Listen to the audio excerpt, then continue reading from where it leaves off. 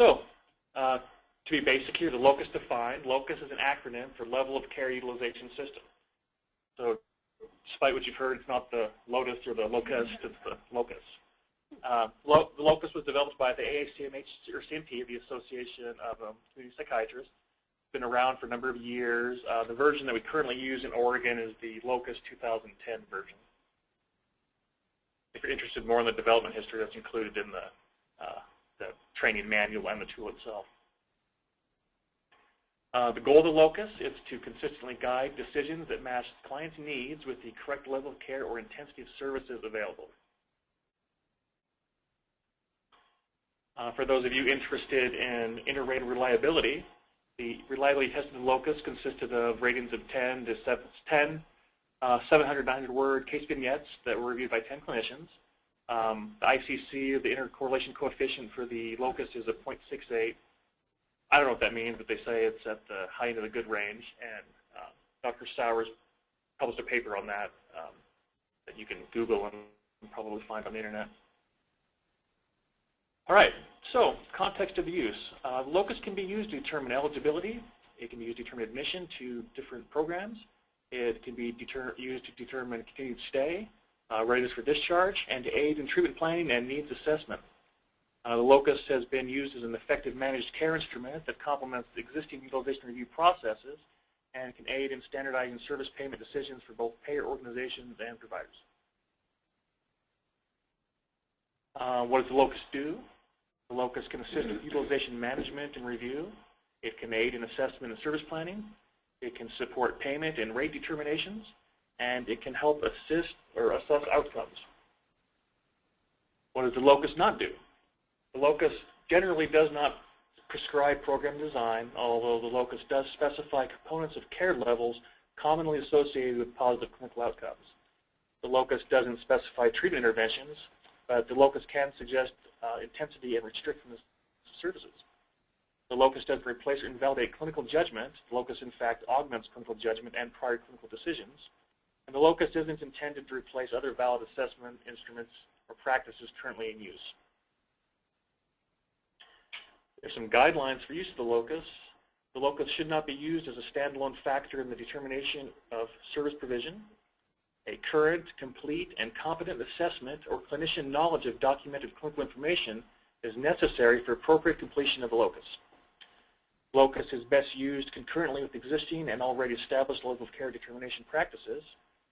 Locus provides a link between clinical staff and payer organizations by providing an evidence-based clinical assessment of need. And locus can assist clinicians and treatment teams to make informed level of care decisions for their patients. Reliable and functional use is largely dependent upon the quality and content of the most current assessment, as well as the clinical and psychosocial information available about the person being assessed. The ability to adequately interpret the assessment of other clinicians and gather clinical data increases the reliability of locus outcomes. And once a clinician is experienced in use of the locus can be functionally and reliably administered in about 15 minutes. Locus composition and structure. The locus is comprised of 6 assessment domains, with one domain consisting of 2 subscales. Each patient assessment requires the completion of 7 domains. Locus users must complete scoring in all domains to achieve a composite score and a level of care recommendation. The locus provides 3 scores to determine or recommend appropriate level of care or service intensity. A score between 1 and 5 is assigned to each domain based on the criteria identified by the clinician to achieve the composite score. Composite scores range from 7 to 35. A level of care recommendation score is assigned on a scale of 1 to 6 based on the composite score. And a clinician recommended level of care score between 1 and 6 can also be assigned despite what the other 2 level of care recommendations suggest. Individual scores in each domain can be used as indicators for interventions and treatment planning without the need to be linked with the level of care determinations. The domain structure. Each domain has a 5-point rating scale. For each of the 5 possible ratings in each scale, a set of criteria is clearly defined. Only one criteria needs to be met for the rating to be selected in each scale.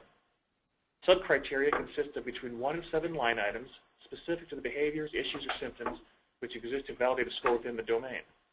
Complete description or accuracy is not necessary for clinicians to obtain the correct rating in each domain. The highest rating in each dimension, where at least one of the criteria is met, should be selected. The composite score from 7 to 35 weighs predominantly in the determination of level of care recommendations. Do we have any questions yet, Jennifer, on any of that? Don't see any. No. Great. So again, I'm just kind of going through the slides here, and it's kind of the basic things that you find in the Locus tool and the Locus training manual. But if you have any questions about the content so far, feel free to go ahead and type that and we can address it. So as I said, the Locus consists of 6 domains. The 6 domains in the Locus are risk of harm, functional status, medical, addictive, and psychiatric comorbidity, recovery environment, parts A and B, treatment and recovery history, and engagement and recovery status. Domain 1. Domain 1 assesses risk of harm. This dimension considers a person's potential to cause significant harm to self or others. While this may most frequently be due to suicidal or homicidal thoughts or intentions, in many cases unintentional harm may result from misinterpretations of reality, from inability to adequately care for oneself, from altered states of consciousness due to the use of toxic substances in an uncontrolled manner. For the purposes of evaluation of this parameter, deficits in ability to care for self are considered only in the context of their potential to cause harm. Only behaviors associated with substance use are used to rate a risk of harm, not the substance use itself. Other factors may be considered in determining the likelihood of such behaviors, such as past history of dangerous behaviors, ability to contract for safety, and availability of means. When considering historical information, recent patterns of behavior should take precedence over patterns reported from the remote past. Risk of harm is rated according to the following criteria. It's rated on a scale between 1 and 5, and the opportunity to indicate specific sub-criteria for each domain of the scale exists. So I won't go through all the specific sub-criteria, but as you can see, the Locus drills down to the level of risk, whether it's minimal, whether it's a low risk, moderate risk, serious risk, up to extreme risk of harm. And each of those categories includes a subdomain for the clinician to determine what level is most appropriate to sort the individual up. Domain 2 assesses the individual's functional status. This dimension measures the degree to which a consumer is able to fulfill social responsibilities, to interact with others, maintain optimal functioning, as well as consumers' capacity for self-care. This ability should be compared against an ideal level of functioning given an individual's limitations, or may be compared to a baseline functional level determined for an adequate period of time prior to onset of the episode of illness. Consumers with chronic deficits who do not experience any acute changes in their status are the only exception to this rule and are given a rating of 3. If such deficits are severe enough that they place a client at risk of harm, they will be considered when rating dimension 1 in accordance with the criteria elaborated there. For the purpose of this document, sources of impairment should be limited to those directly related to psychiatric and or addiction problems that the individual may be experiencing. While other types of disabilities may play a role in determining what types of support service may be required, they should generally not be considered to determine the placement of a given individual in the behavioral health treatment continuum. So I think that's what it's addressing. If an individual has a diagnosis of an intellectual developmental disability or a traumatic brain injury, that wouldn't be factored into the functional status for purposes of Locus. Again, functional status is rated according to the following criteria. A scale between 1 and 5 is used, and there's an opportunity to indicate specific sub-criteria for each section of the scale. Functional status is rated on a scale from 1 to 5, with 1 being minimal and 5 being severe. And the sub-criteria exists for the clinician to score the behaviors or symptoms they see. Domain 3. Domain 3 measures and assesses medical, addictive, and psychiatric comorbidities. This dimension measures potential complications in the course of illness related to coexisting medical illness, substance use disorder, or psychiatric disorder in addition to the condition first identified or most readily apparent, here referred to as a presenting disorder. Coexisting disorders may prolong the course of illness in some cases, or may necessitate the availability of more intensive or more closely monitored services in other cases. Unless otherwise indicated, historical existence of potentially interacting disorders should not be considered in this parameter unless current circumstances would make reactivation of those disorders likely. For patients who present substance use disorders, physiologic withdrawal states should be considered to be medical comorbidity for scoring purposes. Medical, addictive, and psychiatric comorbidity is rated according to the following criteria on a scale between 1 and 5, with the opportunity to indicate specific sub-criteria for each depth selection on the scale. And medical, addictive, and psychiatric comorbidities are rated on a scale between 1 to 5, with 1 being no comorbid condition and 5 indicating the existence of a severe comorbid condition. Domain 4 measures recovery environment. This dimension considers factors in the environment that may contribute to the onset or maintenance of addiction or mental illness, and factors that may support consumers' efforts to achieve or maintain mental health and or abstinence. This domain is made up of 2 subdomains titled stress and support. Stressful circumstances may originate from multiple sources, including interpersonal conflict or torment, life transitions, losses, worries relating to health and safety, and ability to maintain role responsibilities. Supportive elements in the environment are resources which enable consumers to maintain health and role functioning in the face of stressful circumstances, such as availability of adequate material resources and relationships with family members. The availability of friends, employers, or teachers, clergy and professionals, and other community members which provide caring attention and emotional comfort are also sources of support. Domain A measures stress, and stress is rated according to the following criteria on a scale between 1 and 5, with the opportunity to indicate specific sub-criteria for each section of the scale. And stress is rated on a scale from 1 and 5 based on the individual living in a low-stress environment to the individual living in an extremely stressful environment. And subdomains, although small, exist for the clinician to use for specificity. Well, looks like we have a question. Excellent. What's the question here? So there's a question about getting a copy of the slides, and I did send them out to everyone who was registered this morning. So if you did not receive the slides, if you'll go ahead and just respond to any of the emails that you got from the webinar, so the reminder, or there will be a follow-up email that will come in. Any of those, if you'll respond to them, it'll come directly to me. This is Jennifer, and I will send the slides back out to you at the address that you contact me at. Thanks, Jennifer. Sure. That was an easy one. Yeah. Yeah. Easy question. Yes. So part B, support is rated according to the following criteria and is rated on a scale between 1 and 5. 1 being that the individual lives in a highly supportive environment, and 5 that the individual has no support in their environment.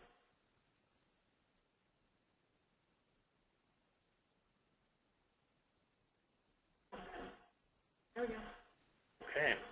And domain 5. Domain 5 assesses treatment and recovery history. This dimension recognizes that a client's historical experience provides some indication of how that client is likely to respond to similar circumstances in the future. While it is not possible to codify or predict how an individual consumer may respond to any given situation, this scale uses past trends and responsiveness to treatment, exposure, and past experience in managed recovery as its primary indicators. Although the recovery process is a complex concept, for the purposes of rating this parameter, recovery is defined as a period of stability and good control of symptoms. While it is important to recognize that some clients will respond well to some treatment situations and poorly to others, and that this may in some cases be unrelated to the level of intensity, but rather to the characteristics and attractiveness of the treatment provided, the usefulness of past experience as one predictor of future response to treatment must be taken into account in determining service needs. Most recent experiences in treatment and recovery should take precedence over more remote experiences in determining the proper rating. Treatment and recovery history is rated on a scale from 1 to 5, with 1 being the person is fully responsive to treatment and recovery management, to a 5 where the person has demonstrated a negligible response to treatment.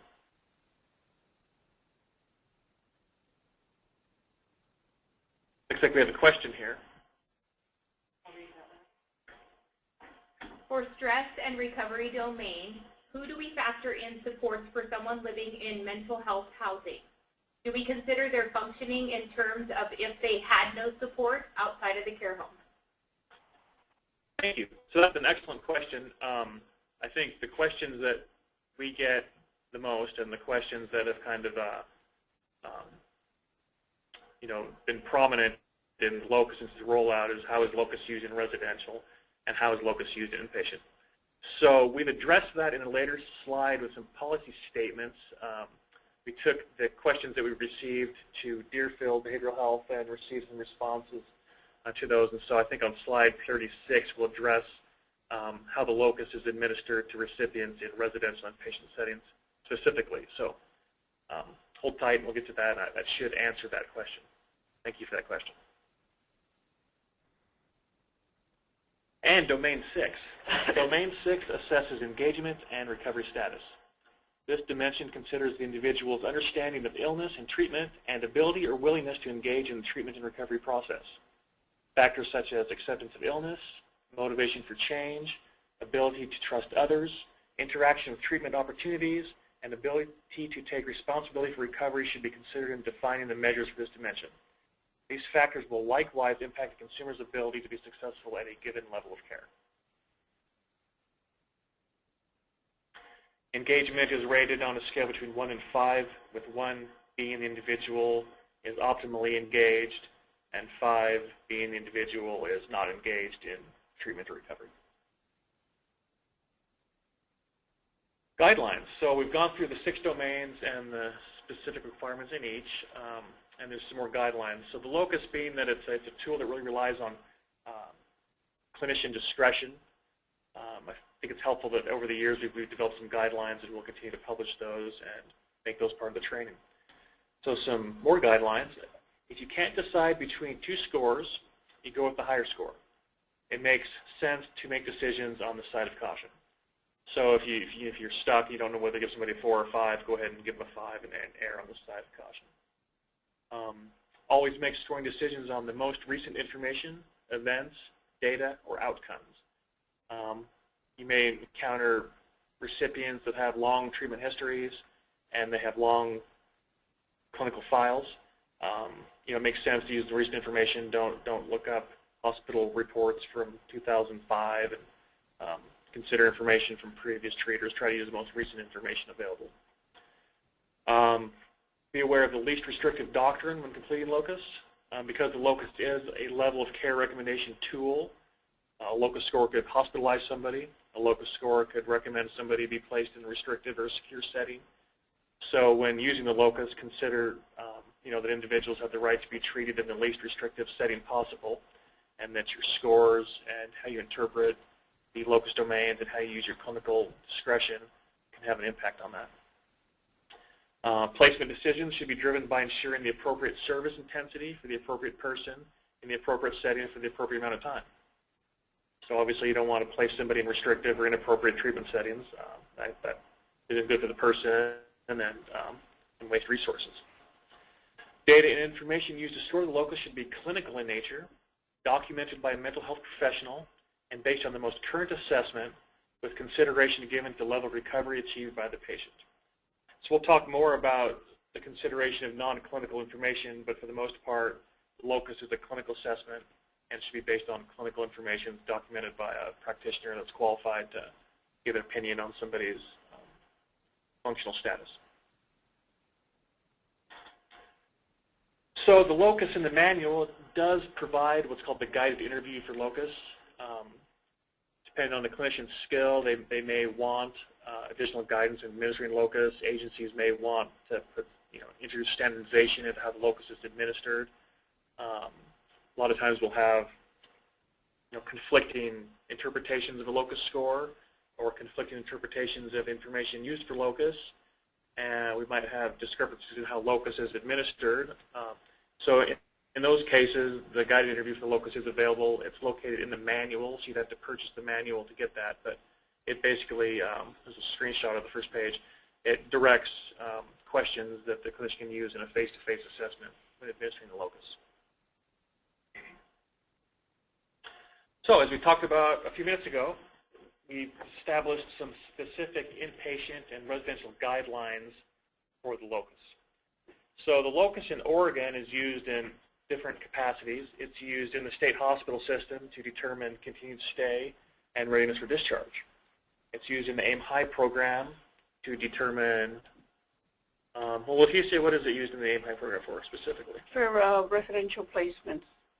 from secure, from the hospital all down to independent living. Okay, so the locus is used to determine level of care placements within the residential continuum of care once an individual has been transitioned from the state hospital. The locus is used in community mental health settings for treatment planning and eligibility for programs.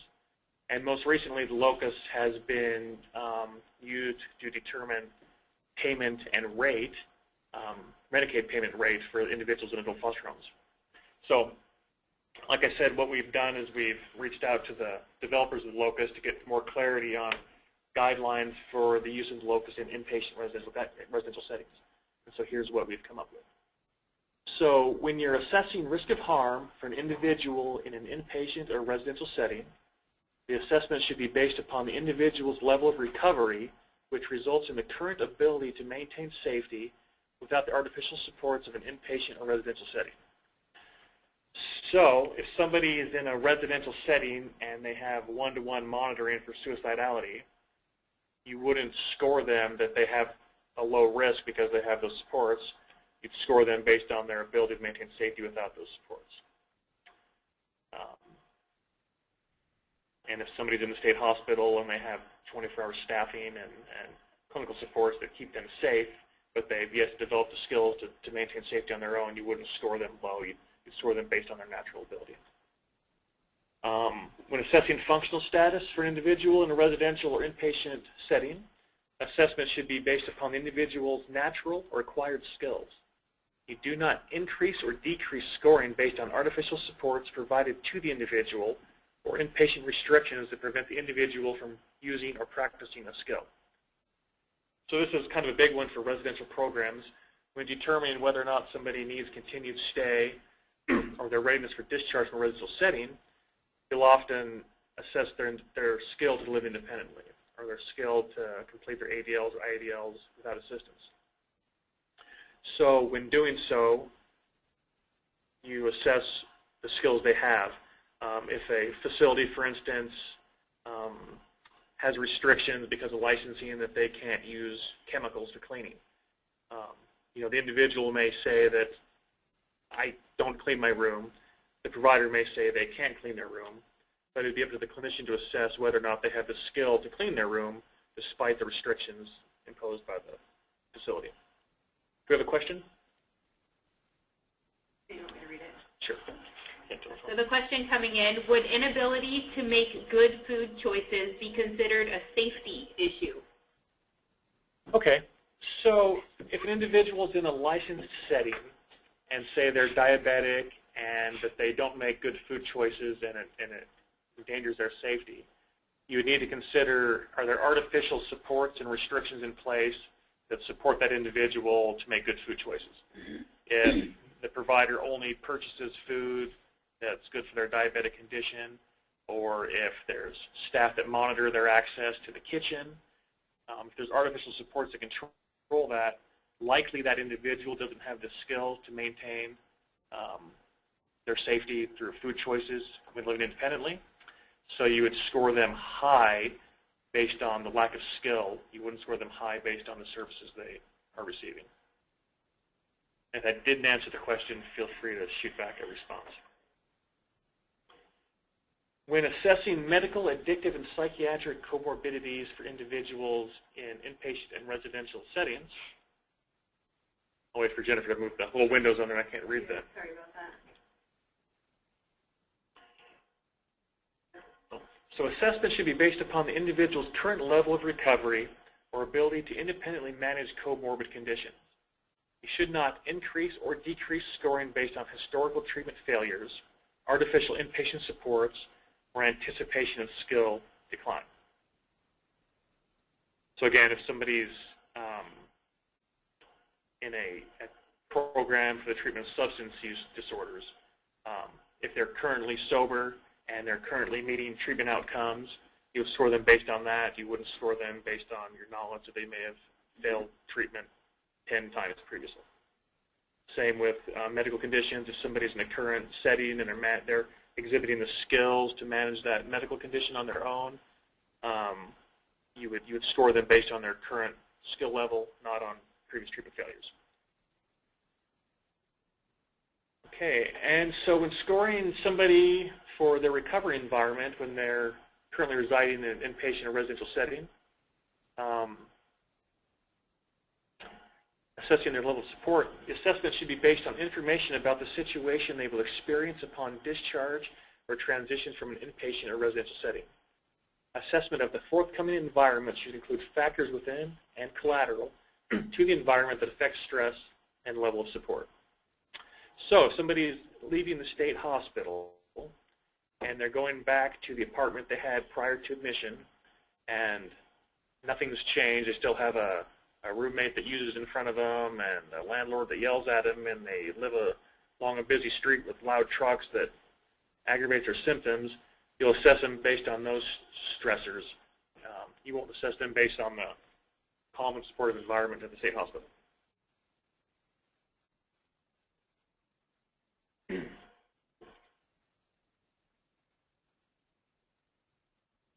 stuck. Uh-oh, we got stuck. There we go. Yeah. Oh, I think we missed a slide. Is that all? No, that was, oh, no? Okay. 36. Oh, excellent. All right, and so we also now have a caregiver guideline because we obviously have lots of recipients that live in varying residential and independent settings, and they may receive services and supports from a variety of individuals. So if the individual being assessed receives residential care services or supports from a non-clinical provider, assessment should include documentation and or verbal information about the individual from the perspective of the caregiver.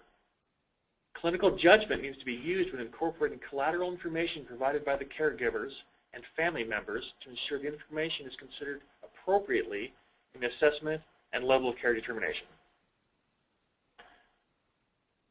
So that's our guideline on caregiver input with the locus. So Trump scores. Trump scores exist in the locus for issues related to dangerousness to self or others and inability to care or manage inability to care or a medical comorbidity. In domains 1, 2, and 3, a score of 4 or higher can indicate need for placement in a level 5 or 6 setting, which is medically monitored or medically managed. So if you're administering a locus to an individual and on the first score they tell you that they're suicidal or they're homicidal, based on that, you could make a level of care recommendation that would recommend hospitalization or medically managed setting. Or if somebody has a severe medical comorbidity, that can trump all the other scores and recommend placement in a high level of care. Recording scores. So the locus does provide a score sheet in the manual. Deerfield Behavioral Health does provide and sell software to track scores.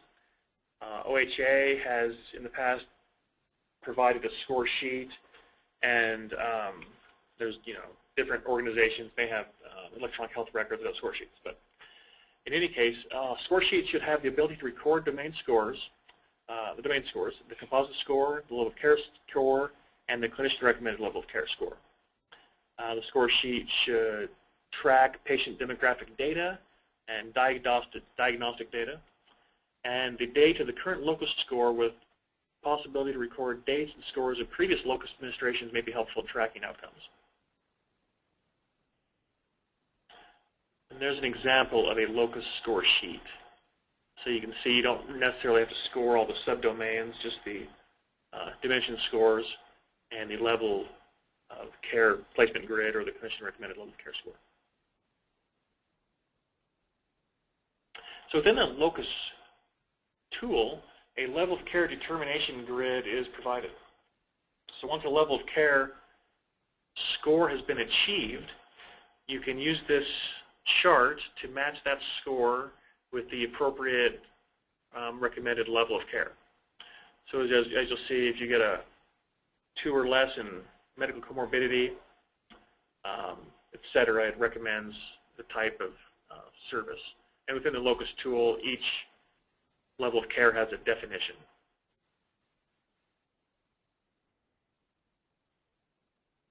On the determination grid, the locus presents outcome recommendations based on the composite rating with justification in each rating for level of care decisions based on the scoring domain.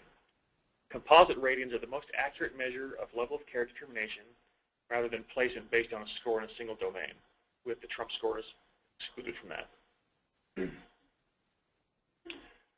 Here's a chart that demonstrates the composite score and the corresponding level of care recommendations. So score of 10 to 13 is level 1, score of 14 to 16 is level 2, so on to score 20 to 35 is level 6. You'll see exceptions for the trump scores in level 5 and 6. So if somebody gets a trump score, they can get that level of care as a recommendation. In the locus, the term level is used for simplicity and describes a flexible or variable combination of specific service types and might more accurately be said to describe levels of resource intensity. The particulars of program development are left to providers to determine based on availability and array of services in a given geographic location. The locus makes recommendations regarding the components each level of care should include for achieving best outcomes. Locus makes these recommendations based on 3 areas of service. Locus makes these recommendations based on the care environment or the requirements of a physical facility most associated with positive treatment outcomes, such as the layout of the office, location to consumers, access, staffing, and hours of operation. It makes recommendations based on clinical services, which are the clinical services offered that are most associated with positive clinical outcomes. It makes recommendations based on support services, which are the ability of a service to link with other service providers, provide community and home-based support, access collateral contacts, and provide flexible arrays of service frequency, intensity, and duration. And for crisis and stabilization and preventive services, which are services in varying intensities and forms most associated with positive clinical outcomes. And the locus levels of care are recovery, maintenance, and health management, low-intensity community-based services, high-intensity community-based services, medically monitored non-residential services, medically monitored residential services, and medically managed residential services. And so over the years, different agencies and counties and providers have tried to map different services or levels of care with each one of these levels of care scored. I think OHA and the AIM-HIGH program considers a score 23 to be the base score for residential services, which is a level 5, medically monitored residential services. Generally, a secure residential setting, a subacute setting, or a hospital setting is a 6. Between 1 and 4 would be the range of an outpatient service, maybe up to an ACT team or an intensive outpatient program. Again, it depends on the services available in the geographic area the person's receiving services. Some discussion about the levels of care in locus. We get quite a few questions. Does the locus determine need for hospitalization? Again, that's dependent on services available in the service area.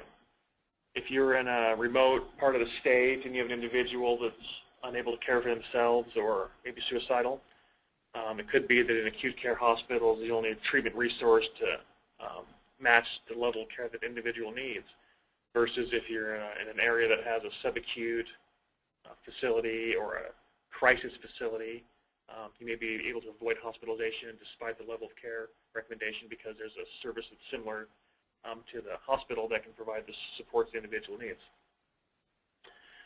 Does locus recommend length of stay? The answer to that is no.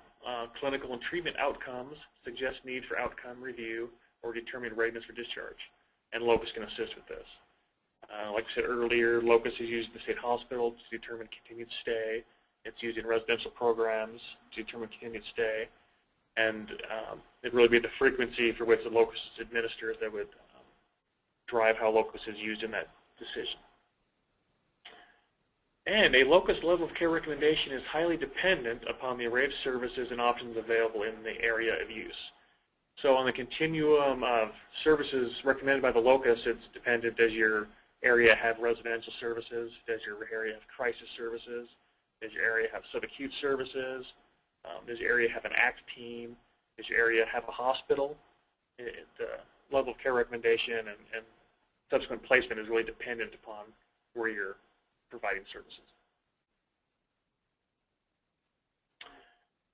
So the locus really goes into definition of what specific services supports should be required in each level of care. However, in all levels of care, the locus recommends that there are basic services. Basic services for the purpose of providing support and prevention and health maintenance. Basic services include components in each service area. Each service area of the care environment, clinical services, support services, crisis stabilization, prevention services. And I won't read all that, but you can go through this at a later time, look at the slides, and kind of match what services in your area may be available to support that. And again, these basic services should be available to all members of the community regardless of their status in the dimensional rating scale. So further description of the recovery, maintenance, and health management area, which is level 1. This level of care provides treatment to clients who are living either independently or with minimal support in the community and who have achieved significant recovery from past episodes of illness. Treatment and service needs do not require supervision or frequent contact, and recovery maintenance programs must provide the following: a care environment that's adequate in space to carry out activities required for treatment. Space should be easily accessible, well ventilated, lighted. Access to the facility can be monitored and controlled, but egress cannot be restricted. In some cases, services may be provided at community locations or in the place of residence.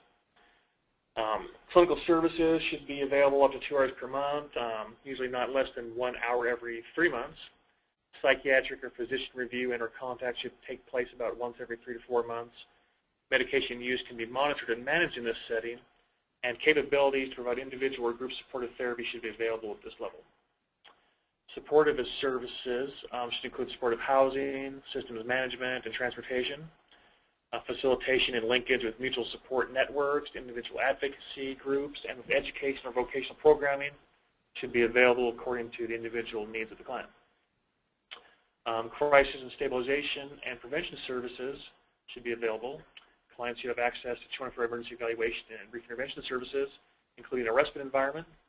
Educational and employment opportunities and empowerment programs should be available, and access to these services should be facilitated, in addition to all the basic services. And see page 17, I think, refers to the Locus manual this information came from.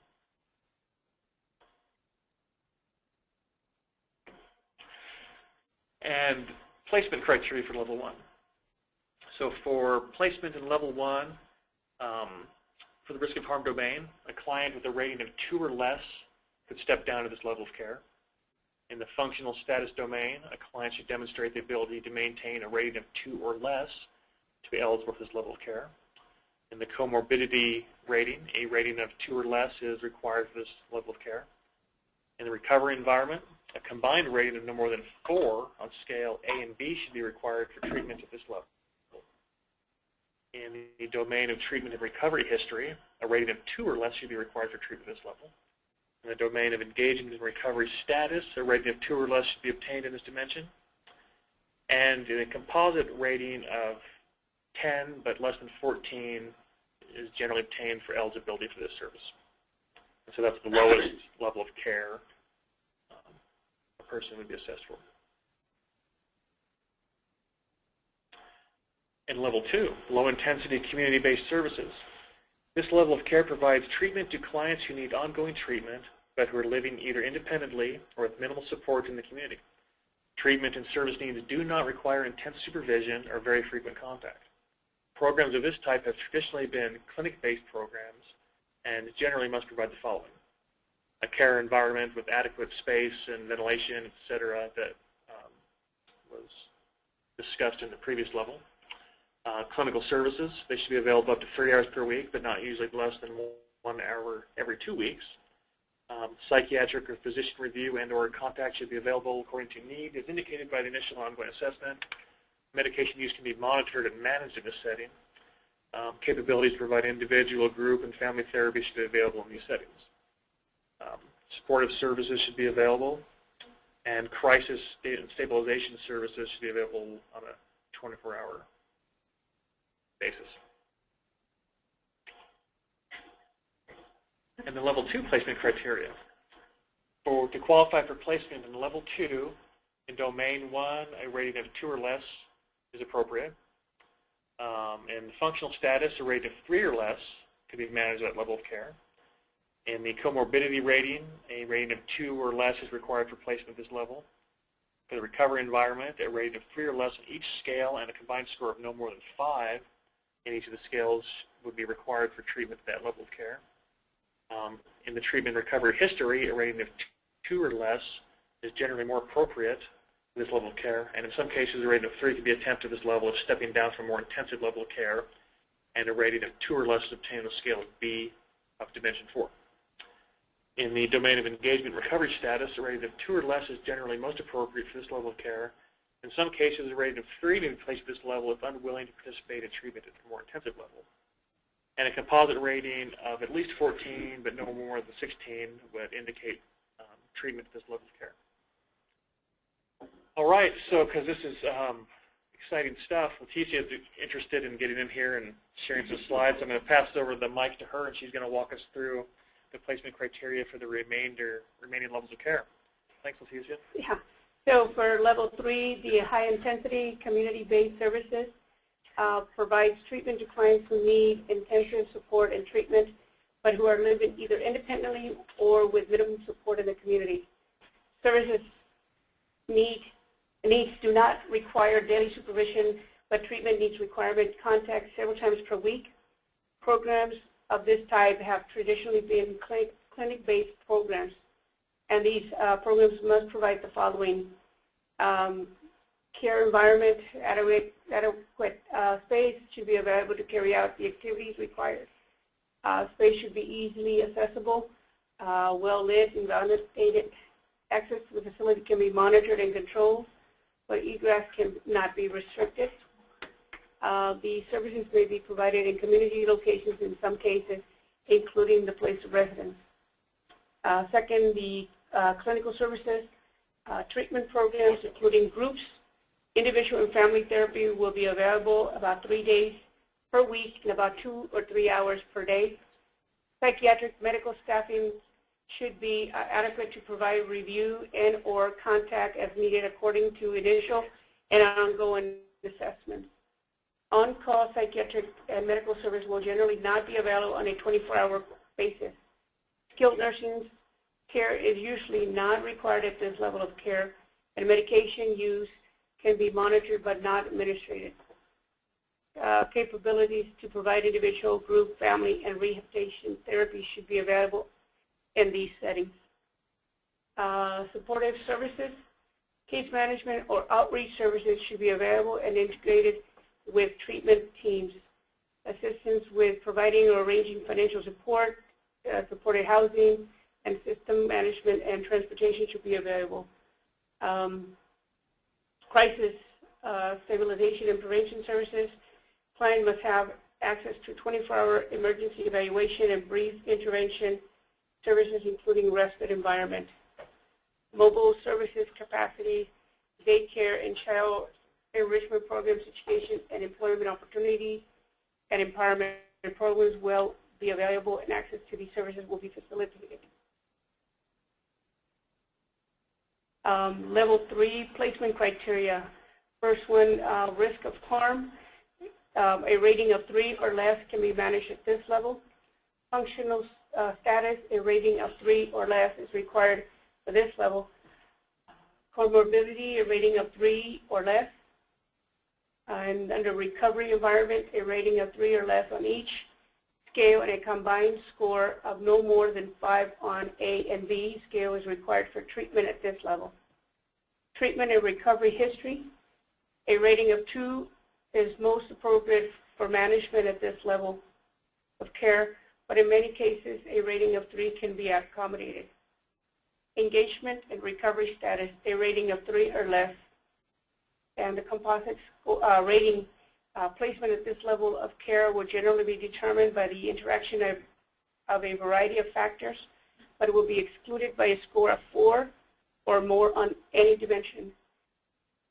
A composite score of at least 17 and no more than 19 is required.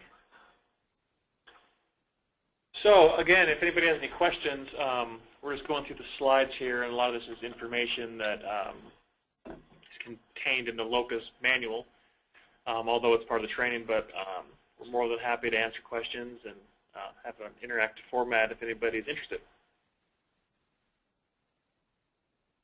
Any questions? Okay. Alrighty. Oh. Level 4. Okay, level 4, medically monitored non-residential services. This level of care refers to services provided to clients capable of living in the community either in supportive or independent settings, but whose treatment needs required intensive management by a multiple disciplinary treatment team. Services which would be included in this level of care have traditionally been described as partial hospitalization program and a Service Community Treatment Programs Act. Care environment. Services may be provided within the confines of a clinic settings, providing adequate space for provision of services available at this level. Or they may in some cases, be provided by wrapping services around the client in the community, for example, the ACT team. Clinical services should be available to clients throughout most of the day on a daily basis. Psychiatric services would be accessible on a daily basis, and contact will occur as required by initial and ongoing assessment. And psychiatric services would also be available by remote communication on a 24-hour basis. Nursing services should be available then about 40 hours per week. Physical assessment should be provided on-site if possible, and access to ongoing primary medical care should be available. Intensive case management should be provided at least 5 days per week and include individual, group, and family therapy depending on client's needs. Rehabilitation services will be an integral aspect of the treatment. Medications can be carefully monitored, but in most cases will be self-administrated. Supportive services, case management services will be integrated with on-site treatment teams or mobile treatment teams, and will provide access with providing or arranging financial support, supported housing, system management, transportation, ADOs, maintenance. Liaison with mutual support networks and individual groups, facilitation of recreational and social activities, and coordination with educational or vocational programs will also be available according to clients' needs. And then crisis stabilization and prevention services, clients must have access to the 24-hour emergency evaluation, brief intervention services, including a respite environment. Mobile services, daycare and child enrichment programs, and educational and employment opportunities. An empowerment program will be available as with other basic services.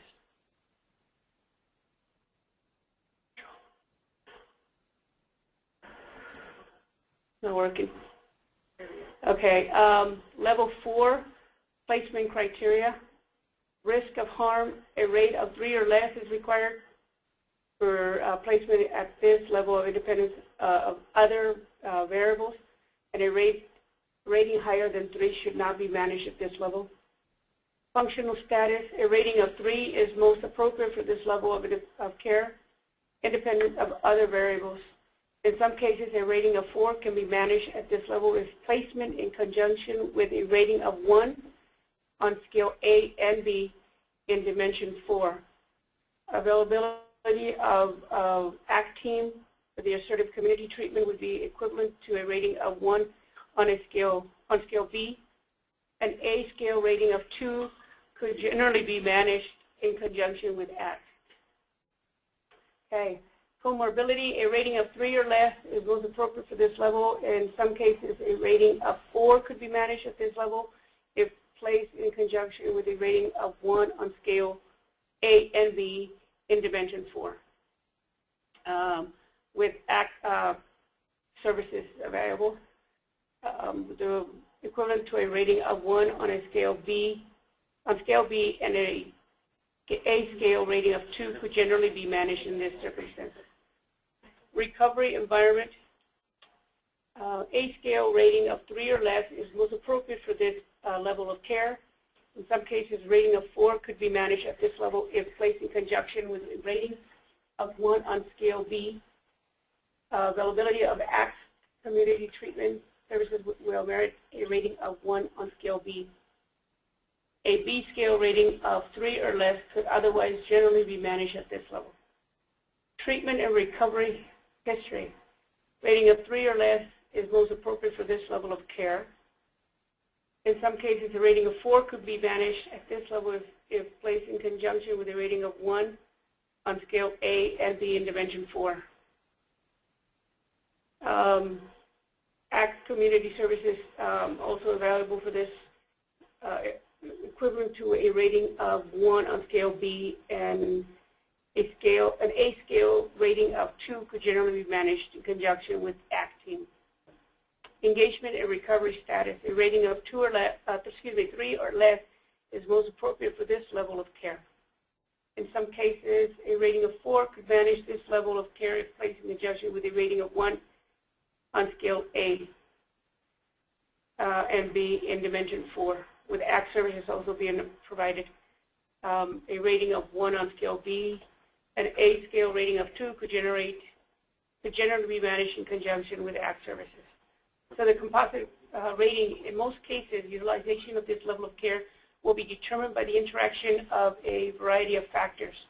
A composite rating of 20 requires treatment at this level with or without ACT resources. The presence of ACT reduces scores on Dimension 4, enables these criteria to be met even when scores of 4 are obtained in other dimensions. All right, let's go ahead and do okay, we're going to go ahead and take a 10-minute break because we're at the hour mark, and we're going to review the questions, and we'll be back at 2:10. Thank you.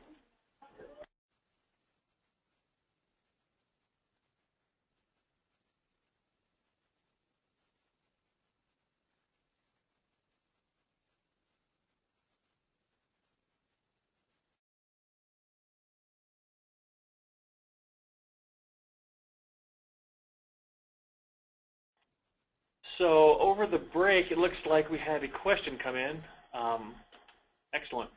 So the question is, how does TBI influence level of care with behaviors when the individual is declining clinical services and refusing some aspects of residential rules?